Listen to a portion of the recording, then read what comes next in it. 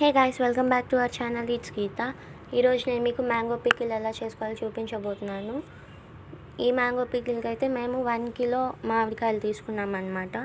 First అయితే మామిడికాయలన్నిటిని కడుక్కొని ఆరబెట్టుకోవాలి.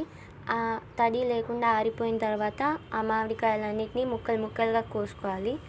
ఆ ముక్కల్ని ఒక గిన్నెలో తీసుకొని 350 గ్రామ్స్ సాల్ట్ వేసుకొని బాగా కలుపుకోవాలి. గిన్నెకి అడుగుని ఉండిపోకుండా మామిడి ముక్కలు అయ్యే వరకు బాగా కలుపుకోవాలి.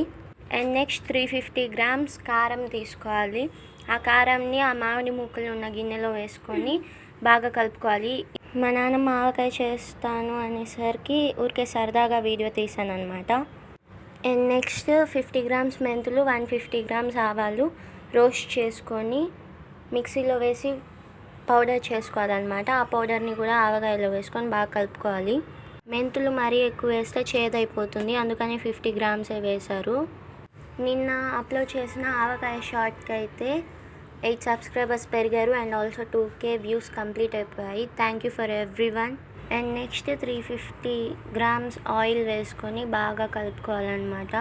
ఆ తర్వాత 100 గ్రామ్స్ వెల్లుల్లిపాయలకి తొక్కులు తీసేసి ఆవకాయలో వేసుకొని కలిపేసుకోవాలి.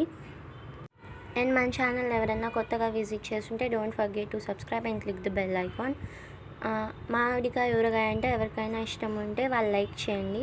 మన ఛానల్ని అయితే సబ్స్క్రైబ్ చేసుకొని చూసే వాళ్ళకన్నా సబ్స్క్రైబ్ చేసుకోకుండా చూసే వాళ్ళే చాలా ఎక్కువగా ఉన్నారు. ప్లీజ్ మీరు కూడా నా ఛానల్ని సబ్స్క్రైబ్ చేయండి.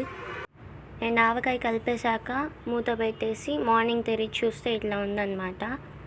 ఆవకాయ టేస్ట్ అయితే చాలా బాగుంది. మీకు కూడా ఎవరికైనా ఇష్టం ఉంటే ఖచ్చితంగా ట్రై చేయండి. That's it for today. Thank you for watching.